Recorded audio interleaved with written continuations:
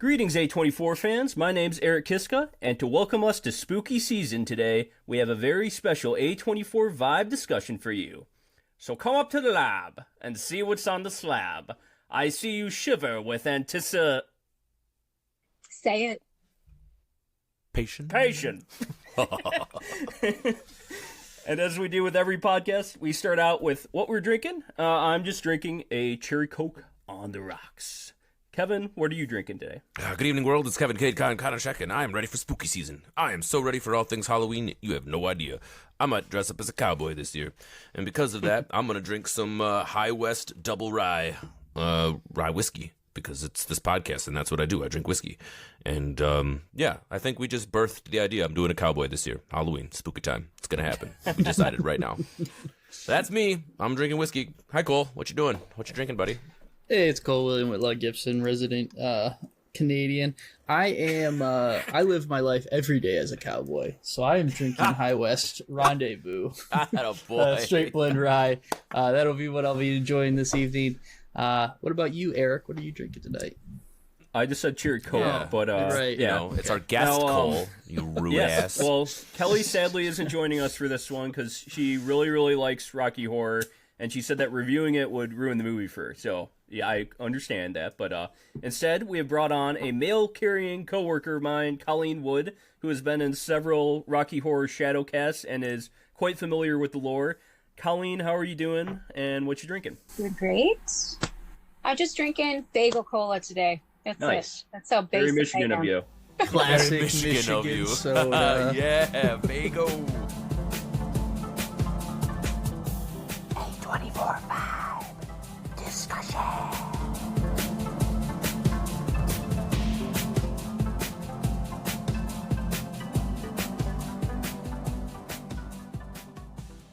So, Colleen, you're, similarly a big fan of Rocky Horror, to where it drew you to being in, Shadowcast productions of the movie. So, tell me a bit about when you first watched Rocky Horror and when your fascination with the movie began.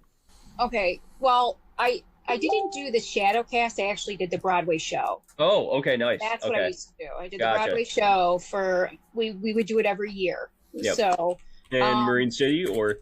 No, in Port Huron and McMorran. Port Huron. Yep. Gotcha. And we'd have the whole audience participation stuff, and yeah, we did the midnight show. We did 2 shows on a Saturday. Nice. But I really don't remember the first time I watched Rocky Horror. It just was always like a staple in our house. My parents are the type of parents that were always home at 11:30 to watch Saturday Night Live, no matter what they were doing. So they always watched fun stuff like that. And it's weird because as a kid, I don't remember the end of the movie. I just remembered the basic fun songs that I loved, and I always thought the end was boring when I was little. I was like, I'm done with it now. I'm just gonna go to the fun stuff, hot patootie, sweet transvestite, all that stuff. But so I really don't remember. It was just always a staple. And at every family wedding, any get together, we always did the time warp as a family. And so how'd you get into doing the Broadway show? Yeah. Well, I always wanted to do the show. I always wanted to be the Lips. That's what I always wanted to be. Nice. And so in the Broadway show, it's a little different than the movie, but they had casting call. They put up their season in Port Huron, what they were going to do for the year. And I thought, oh my gosh, they're doing Rocky Horror. This is awesome because no one's ever done it, in the area. And in college, they never did it. So I never had the opportunity in college. And so I had to try out for Gypsy to kind of get in my foot in the door. Like, okay, now you guys know who I am. So then I did the tryout, and I wanted the Lips, the usherette, and I got it. And I did it for so many, I think I did it for 4 years. And then I didn't do it anymore. And the 10-year anniversary, they called all the original people back, and we did it again. And I did it for another 3 years again. So, that's awesome. Yeah, it's fun. And on the opposite end here, Kevin and Cole, you have never seen this before, right? Nope. Not true. Not true, actually. Yep. I have seen it before. Oh, you have? Okay. I had seen it I thought you were before. saying a few episodes ago you've never seen it. Okay. Nope. I'm not overly familiar with Rocky Horror. I've seen it probably 2 times before this in college. This time was the first time where I really was like, let's give it a deep dive and really give it my full-time attention. Okay. Both the other times were in college where it was probably a Halloween party or something just happening, or, hey, have you ever seen this before, or whatever had you. But I was familiar with it, yeah. Mm-hmm. All right, Cole, right now we are lipsticking a V on your forehead for V for virgin, because you're a Rocky Horror virgin. That's what they do at the shows, right? So, yeah. Well, if you're unfamiliar with the story of how Rocky Horror got big, let's do the time warp. So basically, there was an unemployed actor named Richard O'Brien who was quite bored in London in the early 1970s. O'Brien said he literally wrote Rocky Horror because he was bored and sitting alone in his apartment. So it's like instead of just doing crosswords, he decided to write one of the greatest musicals of all time. He was a huge fan of like the B, science fiction, and horror movies of the 1950s. But he also enjoyed the glam rock that was taking over the British rock scene in the time of, David Bowie. So he wanted to combine these two genres into one production, and that is how he started writing Rocky Horror. And O'Brien eventually showed part of the unfinished script to Australian director Jim Sharman, and Sharman decided to produce and direct the play. The first iteration of the Rocky Horror show premiered in a 60-seat theater called the Royal Court Theatre in Sloane Square, Chelsea, London, on August 14th, 1973, and people liked it so much that it was then it was moved to a 500-seat theater called the King's Road Theatre, where it became even more of a hit, and then it would make its way to the U.S., and it would premiere at the Roxy Theater in Los Angeles. And it was here that a co-owner of the Roxy Theater, Lou Adler, along with a British theater producer, Michael White, decided to make the musical play into a film that would be distributed by 20th Century Fox. So now at first, 20th Century Fox wanted bigger names attached to the film, and they said that they would give even more money to the film if filmmakers could put actual rock stars into the film. So there were some rumors that Mick Jagger was in talks to play Dr. Frankenfurter, and Elvis would have played the character of Eddie, who ended up being Meatloaf. Now, mind you, this was the big, sweaty version of Elvis that was addicted to barbiturates, and not the young hunk of man that he once was. But luckily, Richard O'Brien, the guy who wrote the play and co-wrote the movie with Jim Sharman, fought hand over fist to keep much of the original cast from the play in the film, and that includes Tim Curry as Frankenfurter. Kevin, what do you think this film would have been like if they cast some of these big names in it, like Mick Jagger and Elvis?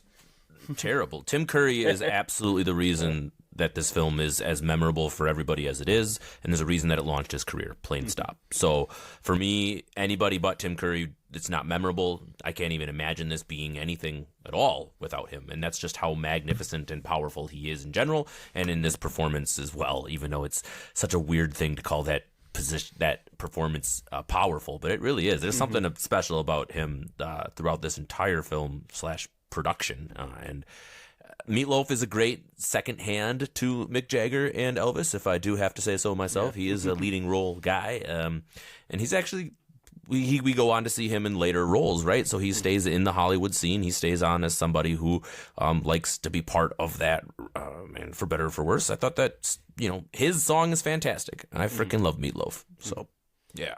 Colleen, could you have seen this with any other actors in it, or? No.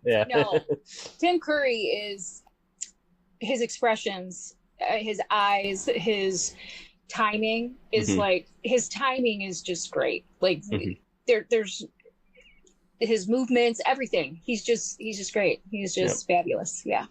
Well, Cole, since you haven't seen this, what was your first exposure to Tim Curry? Home Alone 2. Oh yeah, yes, the uppity butler. Yeah, the butler. Right? No, the hotel concierge. Yeah, he plays a butler in Clue also. So something about Tim Curry being a butler, I guess. Clue was my this is probably my first exposure. Sorry, that's Cole's question, but that's Clue was my first one. Little.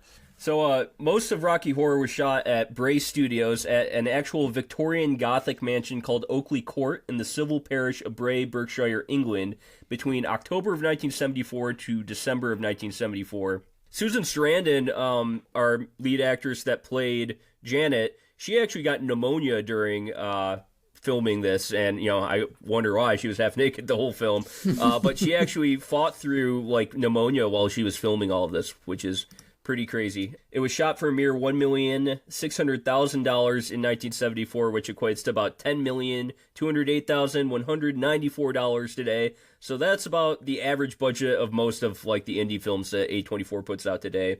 And when it hit theaters on September 26, 1975, September 26 is my birthday, by the way. So it was initially a complete bomb. It did well in LA, but was released in 8 other cities, and it had very small audiences. So Fox then withdrew the film from distribution.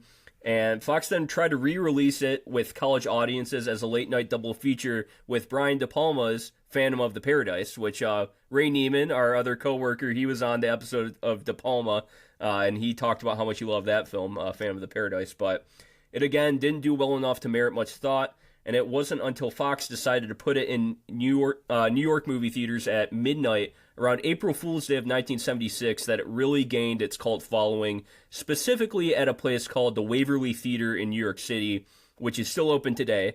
And it was here that it really amassed a fan club, and people started to sing along with the film and eventually do call and answer to the film. And the crowd, it was the biggest hit with the LGBTQ plus crowd.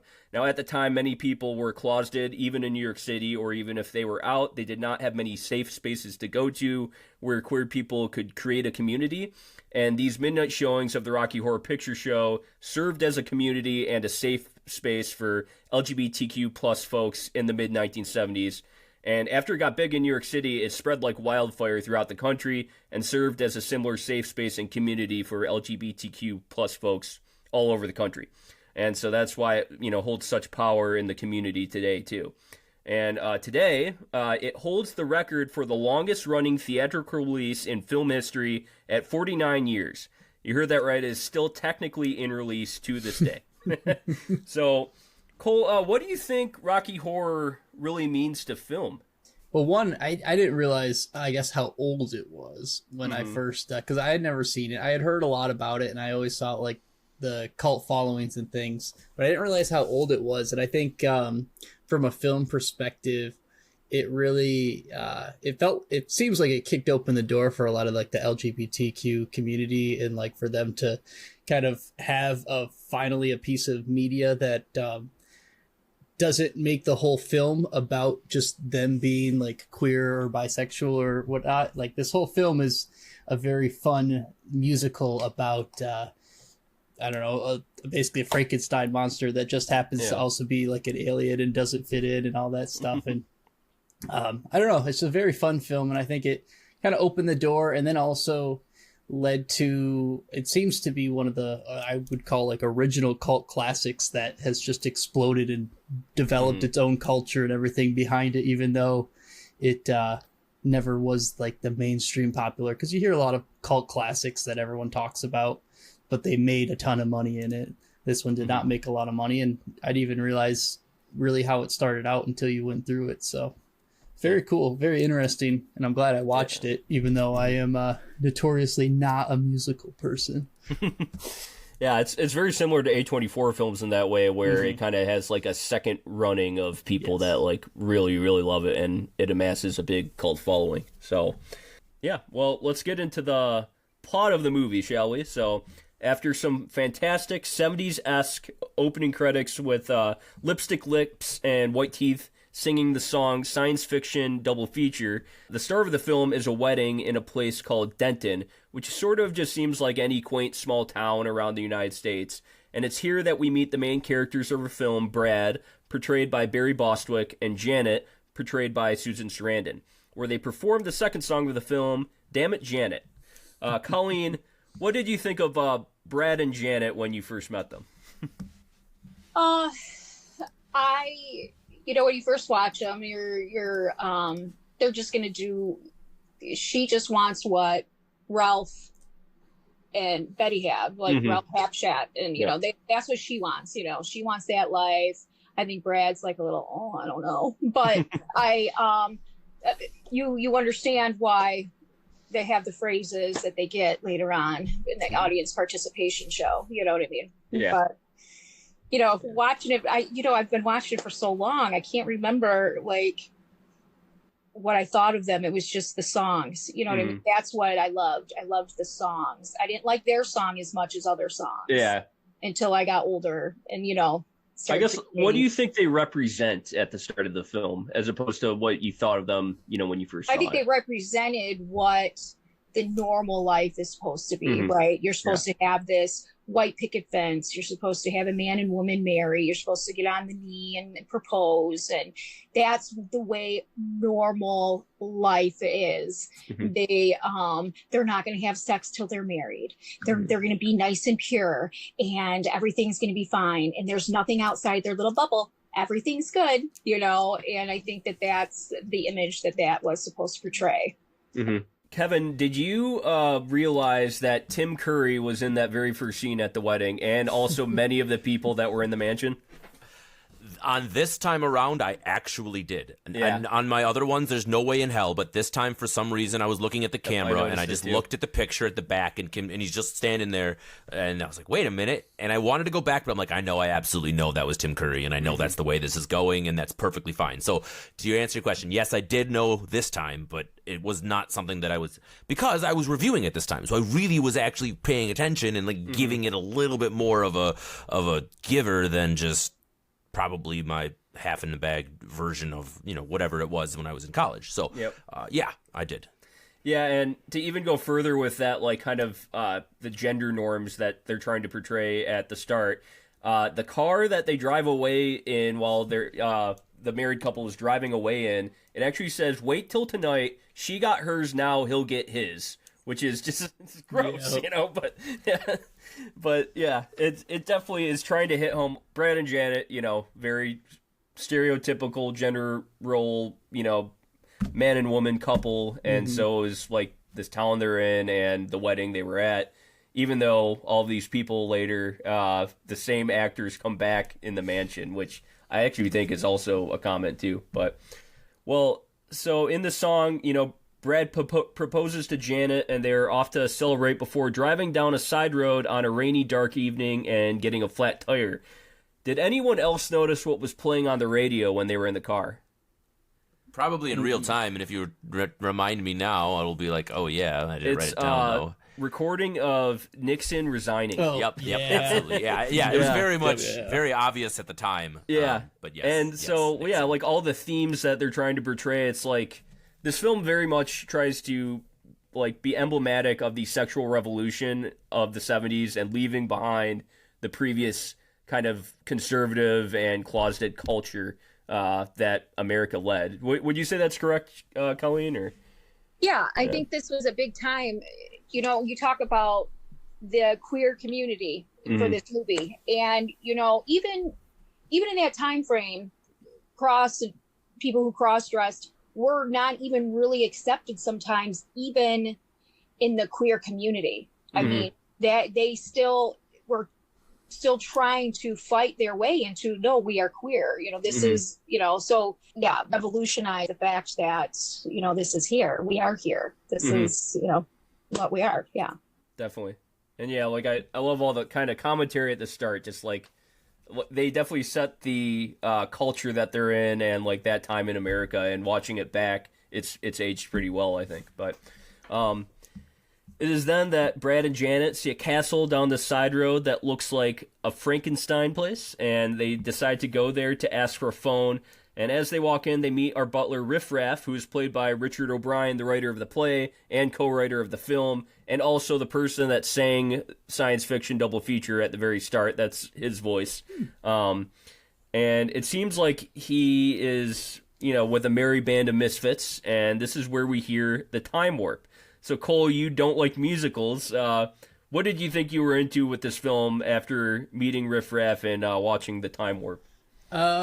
Yeah, so I don't like musicals, but I will say that the music in this musical is probably the best out of all of them that I've like seen or like watched. I really enjoyed all of the like just the ridiculous songs and like the over the top and some like where they go into more of like a techno sci-fi or like the rock and roll, and they really like lean into some of those things. I found that very fun and entertaining versus I guess maybe I paint with a broad brush when I talk about musicals, but I get very bored when it's just, a man and a woman singing about how much they love each other. Even like the very song with Brad and Janet, and it's just like, damn it, Janet, and it just like goes from there. I thought that was quite funny. So no, I give this one props for for its musical talents, and the songs that were put into it are quite funny, but also done very well. For sure. Kevin, yeah, what did you think about, I guess, thinking now, what did you think about the song Time Warp, even though you've heard it before, and kind of the genre of music that's portrayed in this film too? Yeah, absolutely. Time Warp for me is my favorite. It's the strong song for me. It's the one that is the most memorable out of the soundtrack. It's, I don't know, for better or for worse, the dance that is accompanied and all the other things. I think there's, for me, and this might be a controversial opinion, but I think the music is less important in this movie for me than some of the other themes, the imagery, and just the general overview of the film / production itself. I can think of several other musicals, to me, that have a more memorable soundtrack, but this is a more memorable viewing experience. So there's something to be said for me about separation between the sound and the music and the way that they produce the content of the film. Maybe because it's the general lack of choreography in a lot of circumstances, right? A lot of the song is just based on, let's see, Frankenfurter running around, or Rocky having certain emotions, or just everyone kind of interacting with the scenes, but it's not giant kick lines or big elaborate choir pieces where you might see that in a lot of other Broadway films or a lot of other musicals in general. So I think that also distracts from the soundtrack a little bit, more putting back the focus on the content that you see from our characters itself. So to answer your question, Time Warp, fantastic, love that song. The rest of it is still very good, but for me it's not as memorable, let's say, as that big opener that really kind of just brings the start of the film into the reality, I guess. For sure. Well, it is then that we meet possibly the grandest character of our film, Dr. Frankenfurter, portrayed by Tim Curry. And Frankenfurter is the head of the house and comes out to the song Sweet Transvestite from Transylvania. And Frankenfurter appears as genderqueer and non-binary with fabulous drag makeup. Colleen, can you talk a bit about this song and what the character of Frankenfurter means to fans of the film? Okay. There's something with the beat of that song right at the beginning, the boom, boom, boom, boom. Is that building up to that anticipation? And then you can see, Brad and Janet like, what did we get into? And then there's just something about that scene, even when we did it in the theater, that music, and then when he turns around and you see him with those curls, that blue eyeshadow, those red lips. I mean, it's just fabulous. I mean, when he takes the cape off and you see the nice, lingerie and fishnets. I mean, you cannot get any better. And just his inflections when he starts to sing, it's just like he said, it's just that build up. It's that anticipation, it's just great. There's nothing better than seeing him strut all over the place. And yeah. I couldn't picture Mick Jagger doing it too. That's crazy. But Tim Curry actually based Frankenfurter's voice off the Queen of England. That's what I read too, which is great. Cole, what did you think of Frankenfurter when you first met him? I thought it was a very grand entrance and definitely fit the larger than life portrayal that they do of the character. And Tim Curry, again, I guess I didn't know. I know very little about this film, but I didn't realize this was his first film as like an actor and everything like that. But obviously he's, I guess he was doing Broadway and things prior to this, but he did a fantastic job. Really embraced that role, and trying to see like the Mick Jagger or someone else try and do that. I think they would have felt very hollow compared to his performance. I feel like he actually embraced the character and truly, I guess, understood his role in that. And it was quite an entrance. I had a rough idea of what I was getting into, but I definitely was not prepared for just how extravagant and over the top it gets, but it is quite entertaining nonetheless. Well, and just like a horror film, as the night progresses, we learn more about our mercurial host. Frankenfurter is a doctor after all, and the name sounds quite close to Frankenstein, and so Brad and Janet figure out Frankenfurter is making a literal man in the other room, a muscular blonde hunk by the name of Rocky. Kevin, what did you think of the song I Can Make You a Man and this kind of twist in the night? Yeah, I mean, Rocky, the whole idea of Rocky's creation is kind of our big plot point, right? So when we get to that revelation or that reveal that this is his grand intention, the not the anxiety, but the ramp of the moment goes up, right? His guests are all there waiting, and he goes to reveal the big reveal, as they say, right? And it was pretty fantastic. They went through a lot of effort to kind of give Rocky this big, larger than life kind of come out moment, and they did a great job with that in that moment. They did a great job of also kind of giving this huge air of question mark around Rocky, right? Not having an idea what he was, whether or not he was able to speak, or was he human, was he alien, what was he? I think they did a great job in that song of kind of allowing the audience to still have this big question mark and this air of what's really happening, while clearly seeing that Frankenfurter has his eye on Rocky in the sense that he created him, right? This is your mine, what are you doing type of deal, which we see later in the film. For sure. Colleen, how do they portray this in the play? Like actual Rocky being made and everything? Basically, pretty much just like the movie. You know, the song's the same, but when that song is happening, I'll make you a man. It's more of that gender reveal, right? Mm-hmm. Like, here is a man, a muscle man. This is all he is. We don't care if he can't talk. We don't care. We just want the body of a man. Like, this is what we want. This is a man. You know what I mean? Yep. And I think, and that it's a perfect song for that, because he doesn't say anything at first. He doesn't. So it's just the same. It's the same as the movie, all of the, when the audience participation, this is where you pull out your noisemakers, your party favors, and, it's a big celebration, and it's basically what it is. Cool. With the thumbs there, we have them all on the rafters, and so. Awesome. Well, we then meet possibly the most famous character to only appear in one scene in this film, and that's Eddie, played by Meatloaf. And Eddie is an old rock and roller who almost seems like a 50s greaser on a motorcycle, and he performs the song Hot Patootie, Bless My Soul, before Frankenfurter kills him. Cole, what did you think of Eddie and also Frankenfurter's decision to kill him?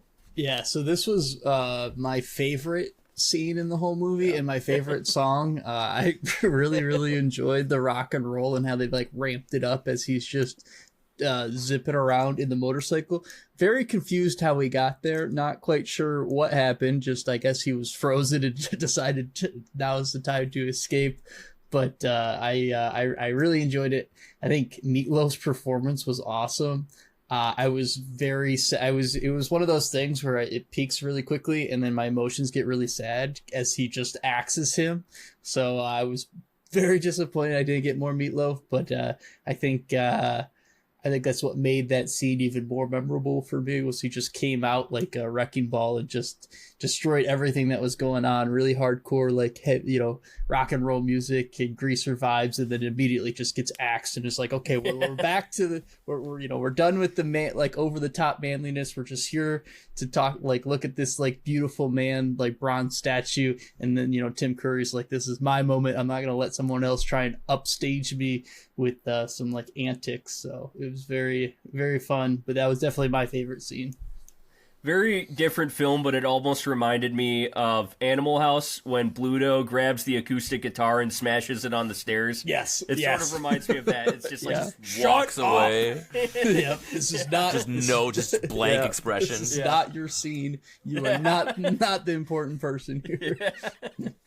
Kevin, what did you think of Meatloaf in the scene too? I'm a Meatloaf stan. I have been for forever. I think I love his music. I love him in acting. I love just Meatloaf in general. I love the food, right? All good things. I wanted more of Eddie. All right, that's fair. I wanted more of Eddie, especially when it comes out to find out he's the nephew of our Dr. Scott and all of these other revelations, and him being a big love interest of one of our other main female characters. I mean, just feel like there was so much more lore to Eddie and backstory, but maybe that's what makes him interesting. Maybe that's what makes him a compelling character, is because you don't get a lot of that, but you know, like Eric said, what is the most important character to only have one scene? That's how he feels throughout this entire film, even though he really only has that one major scene.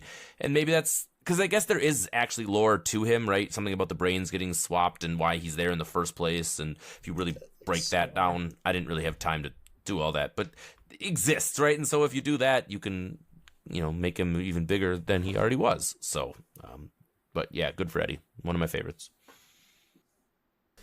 Colleen, did you want to talk about Meatloaf at all, or? I love Meatloaf. Yeah. I love Meatloaf. They found him.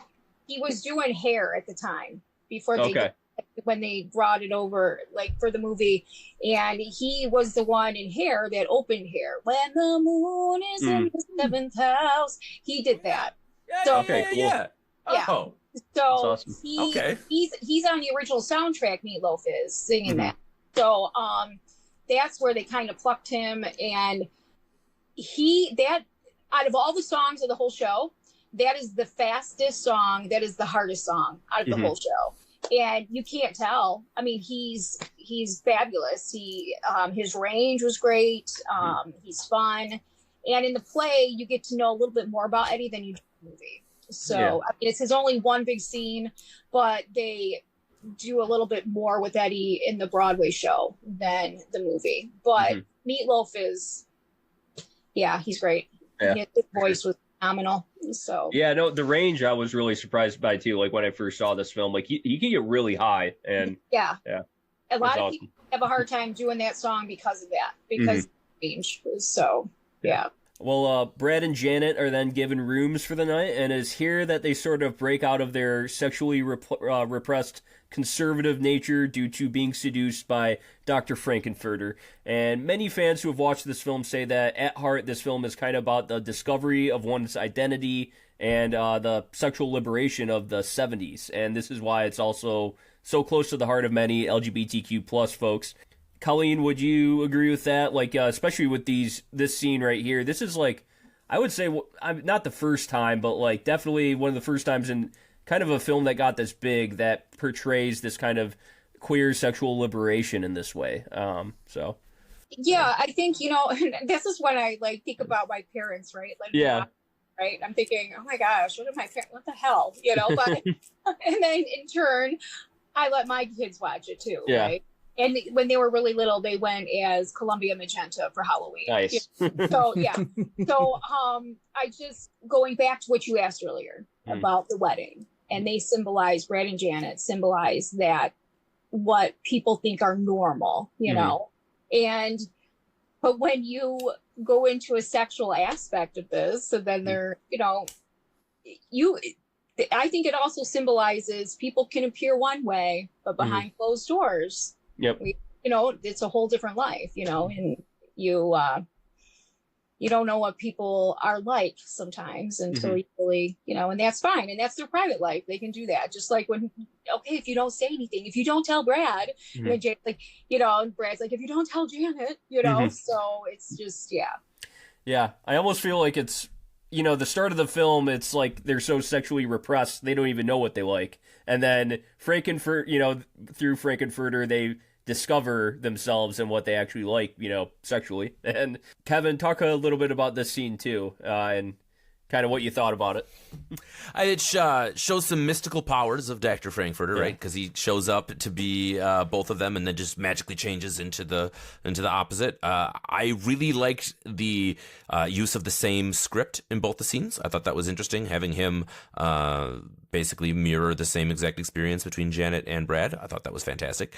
It really showed that he had no real ulterior motive other than just pleasure and wanted to just be that for both of them, and whatever may have you be that was it were. So I thought that scene was great. It kind of definitely opened up the rest of the ridiculousness of it. Once I feel like they both kind of gave into that moment with Dr. Frankfurter, the rest of the film, play, the performance allows to happen. They all become much more open to that. And I'm sure that's a major theme, right? Once you give in to that aspect about yourself, once you admit that it can be who you are, then you're free to enjoy life or free to enjoy whatever it may be. And especially in this particular film, we get to see those characters go through that. So this is a really important scene for that reason. I also liked the use of the lighting and the veil of the screen to kind of not give you a whole lot of details exactly what was happening, but you knew exactly what was happening, right? It kind of allows you to have that moment where you know what's going on, but you don't need to see it. So it's kind of got that, progression. And like I said, the fact that they mirrored that for both of them was just wonderful. So A+ scene for sure. In the theater, when we do that we do it behind, just like they do the movie. Yeah. Great, because of the reactions to what they're doing, what I mean? And just that's being so close to it, I think, makes some people uncomfortable a little bit. Yeah. Right. But that's the best part about it, right? Yep. Because they're just like, should I look? Should I not look? Should I what do? Like, you can see like people looking around the theater because it's so close to you. Cole, and you can expand on that scene if you want to, but also talk a little bit about like, with such a low budget in this film, they have such grand lighting in here, set design, cinematography. Like, you can tell it was done by people that were in theater before, Talk a little bit about that. And I mean, to this day, like A24, a lot of their films, they, have low budgets, but do so much with it. So it's kind of like a magic trick in a way.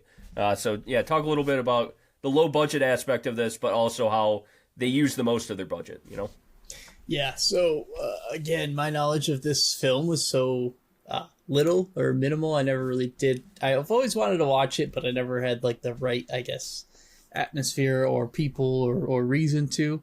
But while I was watching, I was like, man, this feels like a play. Like, it feels like it should have been a play, which it was, and they made it into a movie. And like, I feel like the set design was very similar, but in a good way, where it just feels a little like fantastical and kind of like out there, but in a way that is also kind of minimalistic in terms of like the budget. And I think they utilize that very smartly and very done very well. And I feel like a lot of times when you do jump from Broadway to film, they tend to maybe overextend themselves in some of their shots and cinematography instead of this one, I feel like they did a very good job of changing the shots, but also making it seem like you're almost an audience member at times as well.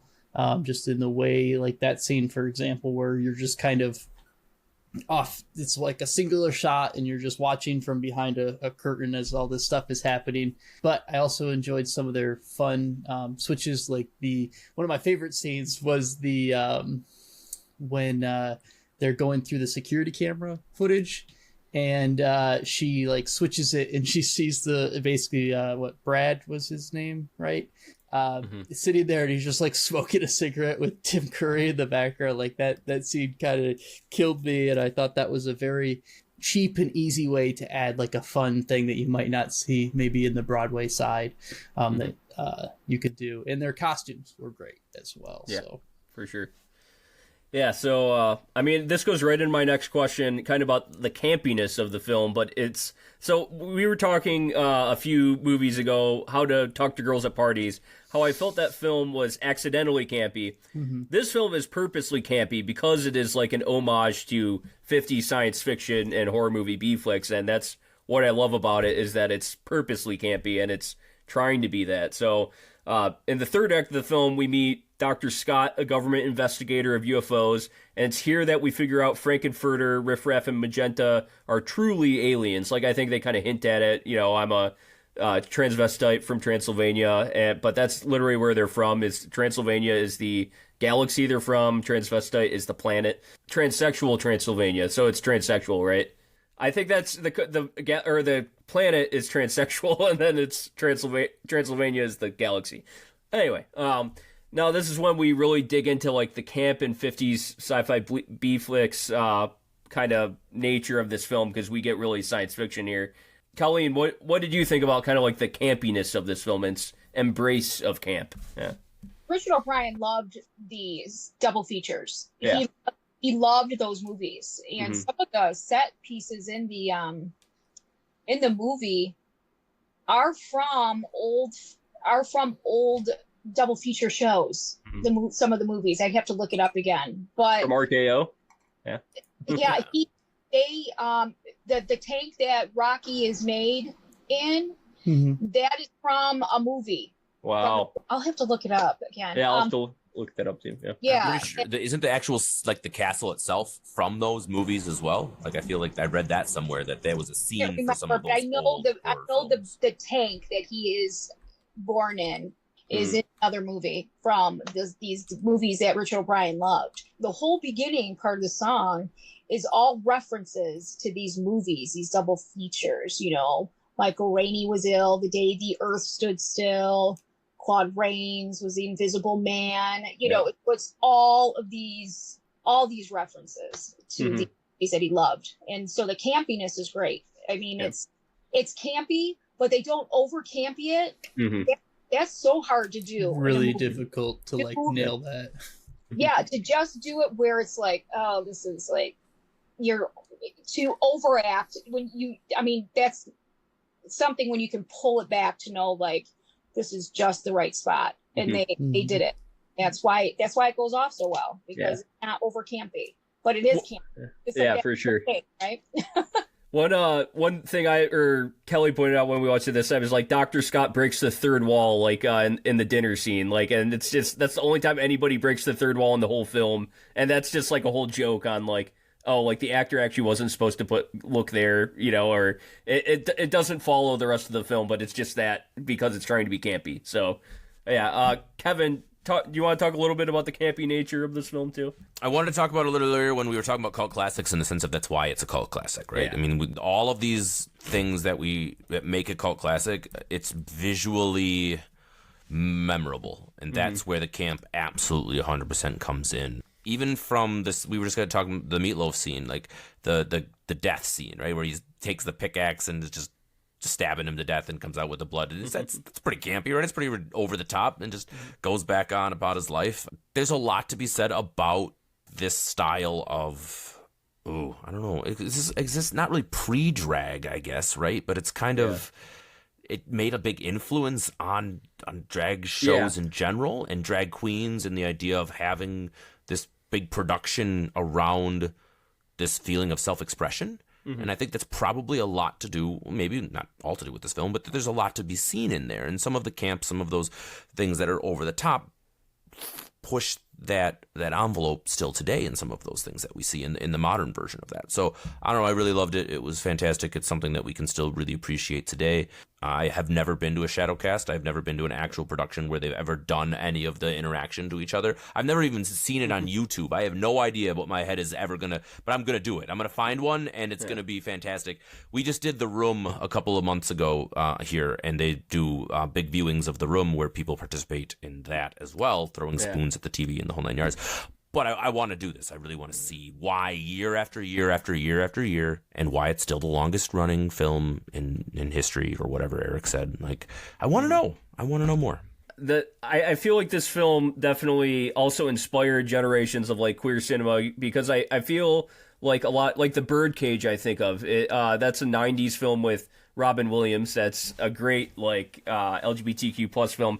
But that has like aspects of camp to it, and not in the same way as this, but I think there's several like generations of queer films after this that almost give a wink and a nod to Rocky Horror, and you can tell when watching this and watching the future films that it inspired too. But after Frankenfurter uses a Medusa transducer, he freezes everyone besides Riff Raff and Medusa, and dresses them up in cabaret before unfreezing them to perform a few more songs, one of which is another famous song to come out of this film, and that's Don't Dream It, Be It.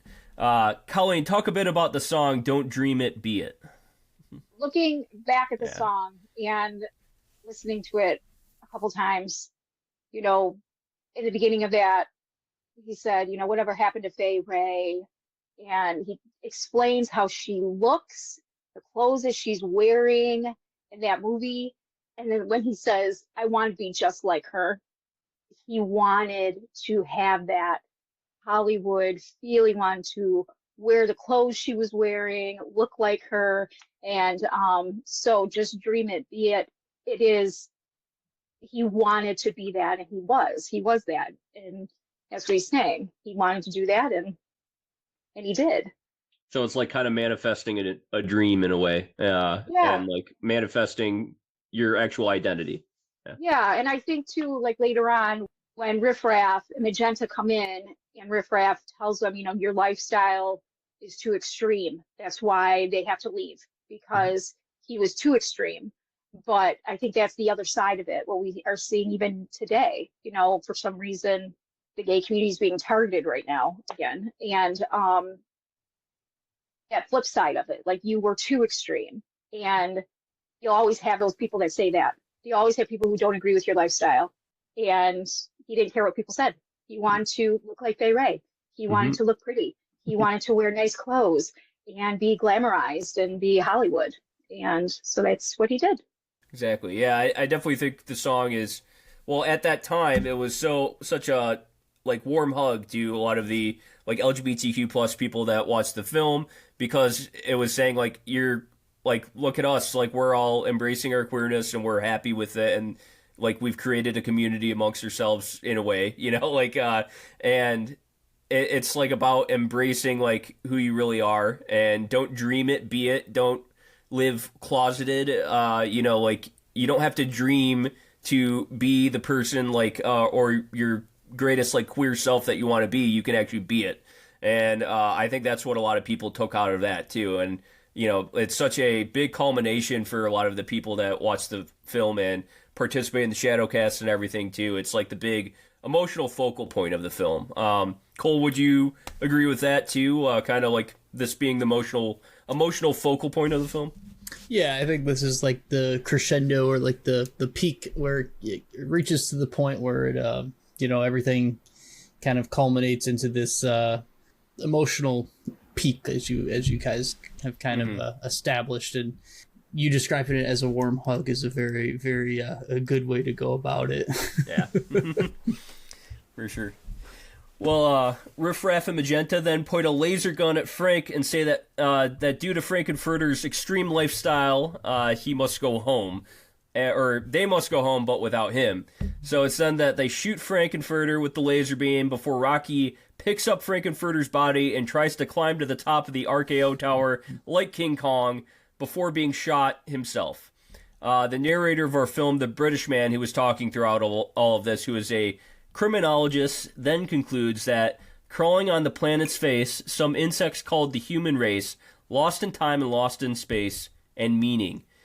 Kevin, what do you take out of the ending of this film, or is it just kind of a fantastical ending to a fun film? Ooh. I want to go with the latter, mostly because I don't think I have a good answer as to what it could mean outside of aliens just getting bored with life and wanting to fuck off back to home. I mean, I guess I would have to really think about it, right? What do the servants of Dr. Frankenfurter have to gain by leaving him there? Maybe preserving their own future so he doesn't have to mess with them. No, I got nothing. I don't think if it's deeper, I don't know it. And I'm not really thinking about it. I think it's more just a way to make Frankenfurter more of a focus, right? If he goes up there and leaves again, then it's nothing. But if he's the martyr, he's the focus, he's the guy who's getting shot, he's the one who's dying or whatever may have you, it's more of a focus on him as a character. And I think that's probably what you do when you write a character. You want to give them a big elaborate arc, and you want to give them highs and lows, and you want their ending to be dramatic. And I think that's what they accomplished with this. Colleen, what did you take out of the ending of this film, or is it just kind of a fantastical ending? I think it's a fantastical ending to a fantastical film. I think the reference of him plunging to his death with his toy in his hand all comes back to, the Hollywood King Kong, and King Kong plunging to his death. And then you have, her crawling into that big hand, his little toy. And I think that shows a little representation there. Depends how far you want to go with it. So you had a lot of people who, in that time frame, they were dying by numbers. That was New York, where, it was just horrible. I mean, gay men and transvestite men were just murdered at record numbers, and they didn't do anything about it. They just, you know, we don't want to touch that. Cops pretty much saw it like that. We don't want to go there. They don't understand the lifestyle, so they didn't even want to get into it. Like, oh, it must be something that they do. Like, we don't want to go there.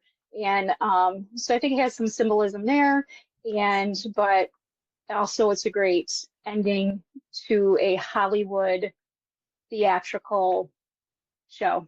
You know, what Richard O'Brien loved when he was growing up. He loved those movies and stuff. That's why you see all those references in there. For sure. All right. Well, let's get into our ratings. As we do with every A24 film, we also will do with this A24 vibe discussion. We rate things an A+ 24 through an F- 24. So wherever you feel that falls on that scale, Colleen, that's how you'll rate it. Why don't you start out first, being our guest? And so, yeah, explain, you know, overall what you think of this film, what it means to you, and then give your rating. This movie was very important to me growing up. First, just for the music. And I started thinking about this too. When I was a kid, I didn't see anything wrong with Tim Curry dressed up as a woman in lingerie. I didn't question it. I was a kid. I saw it and I thought, this is really cool music. He's awesome. He's dancing. I love the music. And there was nothing in me that said that's wrong as a kid. So I think that's important, that my parents never pushed to judge people. And that's apparent in X. I never questioned it. It was a movie. It was great. It was a musical. My parents used to take us once a year to see a musical down at the Fisher or the Fox. So, but then the movie means a lot to me just for that aspect of it, where I loved that movie. Our parents loved that movie. We always did the time warp at every wedding, any family function we had. We just kind of grew up with it. It's important to me because I have my sister who's gay in my family, and my parents never judged her. And when I was a kid, I never thought of it the way I think about it now, and how important it is to the gay community and the LGBTQ. It's very important, and it's still, after all these years, very important. It's still one of the first ones that broke records and broke barriers for other movies to do the same thing. So, okay. So mine is A++++. There's many pluses. A+++. Awesome. Yeah. The highest you possibly can go. Maybe our first S-tier movie. All right. Kevin, you're up next. All right, what to say that I already haven't said? That's probably the important thing when reviewing something without having to repeat my own word vomit, as they say. This movie, I think, moving forward is going to mean more for me than it has in the past. I think that having been on this podcast and having an opportunity to revisit some of these things that I have watched before and really look at it from a different lens is going to totally open me up to some brand new cool experiences. I absolutely am going to be looking up all of the ideas. Like if Milwaukee, I'm sure, has plenty of midnight showings of this. We're going to be doing this for spooky season, which I guess is something we haven't talked about yet, right? Why is Rocky Horror Picture Show usually used around Halloween? What did that come? Was it the alien aspect? Was it the campiness? What was the dress up and the drag? I mean, there's a lot of different things that go all into it, and I guess I'm asking myself kind of just open-ended what that would look like. Actually, I do have an answer for that. Good. Like in a history, well, the history of this film. To do it. Yeah, well, basically, like queer kids would dress up as Frankenfurter, and if their parents, didn't like them dressing up in drag or even androgynously, they would be like, "Oh no, it's okay. I'm going to this show with my friends and I'm dressing up. It's like a Halloween type show, so it's okay. I can dress like this." And their parents would let them get away with it because it was around Halloween time. And so it was a way for queer kids to be able to dress up like androgynously or as like genderqueer or anything, and be able to get away with it when their maybe more conservative parents wouldn't like them doing that normally. So that's kind of fantastic. Yeah, I hope that still happens today. Yeah. Either way, well, not that the people are being closeted about it, but that there's still outlets for folks that have an opportunity. This film is a reason it launched Tim Curry's career. There's a reason that I'm looking right now on every tour, every Broadway tour, and it's never missed a year as far as all over the world. It's performed everywhere all the time. It probably will be. Like Cole, you mentioned you didn't realize how old it was. I didn't either. But the fact that we're still now 50 years almost, and it's still as strong, if not stronger than it ever was, is fantastic, right? There's something to be said about the way that the internet can bring people together in that capacity and give everyone kind of this opportunity to really enjoy artwork and to share their opinions about it and all of those things. I mean, it cost me, $3.99 to be able to rent this, and now I can go back and rewatch it as many times as we want. And, people who listen to this episode who maybe have never seen this before, I want them to all to realize that this piece of art exists for a reason. It's much more than a film. I've tried to make that apparent every time I've talked about it, where I said production or film or theater piece, whatever it may be. This is a massive piece of art, and from start to finish. And because you can take it in so many different mediums, because you can digest it in so many different ways, you can do it from a solo viewing experience. You can do it full of theater, full of people screaming and throwing things and having an absolute party. You can have a conversation with a small group of friends. You can open it up to a bigger dialogue. I think that it's really important that you can pull all these different themes from something as simple as a Rocky Horror Picture Show. I mean, that's the best way to put it. So A+ for me. I really, really love this film. I want to see it on Broadway. I want to see the stage production. I want to go see a shadow cast. I want to participate. I want to be in the damn thing. Sign me up. I want to be Dr. Frankfurter. I'm on board. I'm also a bit of a ham myself, and I think it'd be a lot of fun to do something with that. So that's me signing off. A+, go watch this if you haven't. And yeah, that's what I got for you. All right, Cole, give it to me. As a devoted, not liker, I would say hater, but not liker of musicals, what did you think of this one? Yeah, so I liked it. I think it's a very good, fun. I think it's just it's a lot of the musical parts are very over the top and fun compared to a lot of other ones that I think tend to bore me, or I get annoyed because I feel like it doesn't really add anything and they're just singing for the sake of singing, and this kind of drives me crazy. Well, this one seems to add some more impact and fun into the scenes, and some elevates it in a certain way. And I also enjoy that the songs are very unique to this film, and there's not a lot of other, I can't think of any, not that I'm a musical person or stan, but I've not seen any other musical that has kind of taken some of the rock and roll and the techno and some of the the sci-fi elements and added to it. So I really enjoyed a lot of that. I definitely understand and can see why it is so wildly popular, is from the cult classic and from the Halloween times, and very impactful for the queer community and everyone. And the fact that it came out in 1975 just kind of blows my mind, but it definitely has opened the doors for a lot of people. And I think it gained so much popularity because it gave some people that may not have felt safe or felt like they couldn't show their true selves, give them an outlet, even if it was once a year, to truly be who they felt like they could be around a very welcoming community, which is awesome. So definitely not going to take anything away from its impact or anything like that. But this film, I'm not the biggest musical fan, even though it had Meatloaf.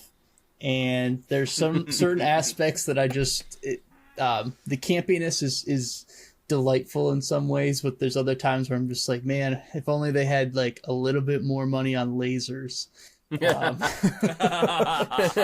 laser budget. But I really enjoyed it, but I gave this one a B+. It's not quite in the A category for me, but I do really enjoy it, and I think I definitely would like the opportunity to see one of the shadow casts. I don't know if there's a lot of them in Alaska, maybe Anchorage. I might have to check it out, but maybe during some of my work travels, I'll convince some people to go with one, or I'll make a trip to Michigan or Wisconsin and tag along. Yeah, I think you're still in a college town, University of Alaska Fairbanks, so there's got to be maybe some kind of production around there. Yeah, I don't know of any theaters besides just the generic Regal Cinema here though, so Yeah. I don't know. But I definitely want to go to one. I think it would be super fun. I will say, when I was living in Tennessee in Knoxville, there was this big theater that was on Gay Street, and they had a massive one, like Rocky Horror Picture Show thing. And I wish I should have gone to it, I guess is what I'm getting to, because it looked like a ton of fun, because I was downtown during that time and I saw a bunch of people out for it, and I was like, what's going on? And then that's when I was like, oh, it's Rocky Horror. I've always wanted to see that and never did, and at least I finally have, so For sure. All right, so I will close this out here. So I try to think back to like when this film first came out and like why it bombed and why critics didn't like it. And I think it's just because people didn't get it. Like, they didn't get that this was supposed to be, in a way, making fun of those science fiction films from the 50s and how cheesy they were, but also embracing them and like being an homage to them. And I always love films that kind of like are an homage to films from a different time. But then you add like how creative all of the musical numbers are, how they blended glam rock plus like 50s rock and roll in here. Just all the Tim Curry's performance, how creative all the characters were. And although like the plot of this film at its heart is like a couple that they're tire busts and they find like a Frankenstein palace, and that's like a very plot that's been done before. But then you go into the film and go beyond that, and it's like maybe one of the more creative films I've ever seen, as far as just like the characters and the plot from there on. And so I think like when I first saw this film, I almost like didn't get it as much as other people did, and like how I maybe saw like maybe kind of how the critics viewed it. And then like after I watch each time, I noticed these little Easter eggs, like Nixon on the radio on the way to the castle and everything, and just kind of like what they were portraying with gender norms and being happily queer or being sexually liberated, and what that meant to people at that time and what it was saying and what it still means to people today. And I just give so many props to this film for being an auteur in that realm. When I think of like films that were films instead of directors that were just auteurs in their genres, this goes right up there to the top for me. So I gotta also give it an A+, and I'll definitely say it's a film that like I've watched it each time and I think it's gotten better, and I get a bigger smile on my face every time I watch it. And it is one of those films where I do notice like little things. Speaking of Easter eggs, they did a Easter egg hunt in the film, and I guess there's little Easter eggs that are placed throughout the set that you can actually see in the movie. I haven't found them yet, but it's like, again, one of those things where there's like little details in the film that you notice more each time. And I always say that with other films. When a film can do that, then I give it a lot of props. So, yeah, definitely probably my favorite musical of all time, because I'm like Cole. I think I like musicals, but it's just like I'm not the biggest fan of them. But then this one like just hits me right in my sweet spot with like the type of music it is too. So it definitely just hits home for me. So, all right, well, thank you everybody for listening. Those are our ratings, and thank you for coming to our science fiction double feature at the Late Night Double Feature Picture Show. Please don't forget to subscribe to our podcast and rate us 5 stars on your favorite podcatcher. And next week we will be reviewing Hot Summer Nights, an A24 film, because as we do an A24 film, and then we do an A24 vibe discussion. There is a guy that's been commenting on our episodes asking when we're going to do The Lighthouse, and his name's Guy Amas. He said, like, when are you going to do The Lighthouse? And then he commented again saying, like, thank you for reviewing Portrait of a Lady on Fire, but when are you going to do The Lighthouse? So I'm just going to talk to you right now, Guy Amas. We will get there. Look up the list of A24 films and how they come out chronologically, and then you can figure out when we're actually going to review The Lighthouse, which we're in 2018, and that's 2019. So thank you, Guy Amas, for listening. But yeah, thank you for listening, though, man. We appreciate you. What a good guy. So, what a guy. Good for you. Thank you. Yeah. All right. Have a good night, everybody. Bye. Bye. Bye. A24 Vibe Discussion.